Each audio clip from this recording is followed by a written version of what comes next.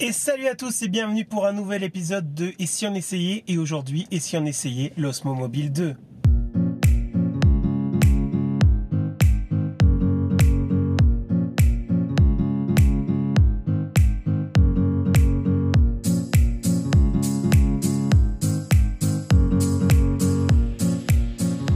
Et c'est donc direction la plage que nous allons pour voir si ce nouveau stabilisateur est aussi performant que son prédécesseur. Allez go, c'est parti.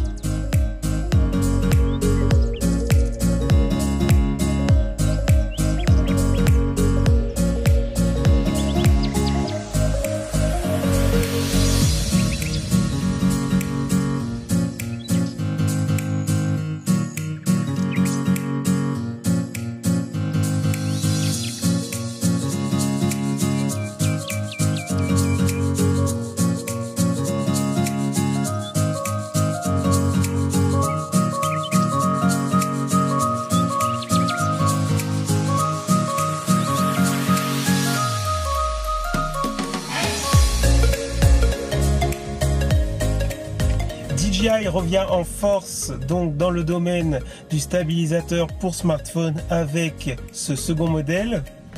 La grosse nouveauté, c'est sa batterie, car le DJI Osmo passe d'une batterie amovible de 5 heures à une batterie intégrée au stabilisateur de 15 heures, ce qui vous permettra de partir en vacances sans tous les soirs penser forcément à recharger votre stabilisateur.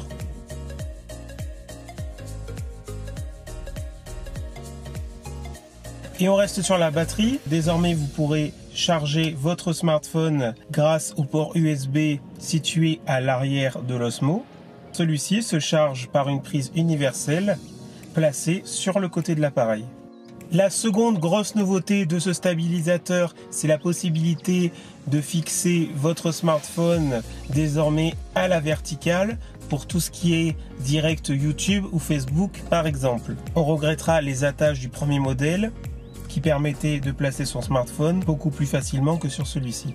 La mise en place du smartphone à la verticale ou à l'horizontale lorsque vous voulez changer de mode est beaucoup plus compliqué que ce que je pensais, car il faudra enlever son smartphone pour tourner la nacelle, ensuite le remettre et recalibrer à chaque fois que vous voudrez changer de mode.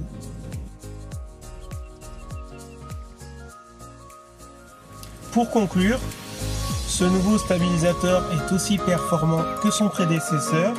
Malheureusement, quelques petits défauts comme le pas de vis désormais placé en dessous du stabilisateur qui permettra une attache moins facile d'un micro par exemple, ainsi que la nouvelle attache sur la nacelle pour y placer son smartphone, n'en font pas un stabilisateur entièrement parfait, même si il a été nettement amélioré depuis le premier modèle.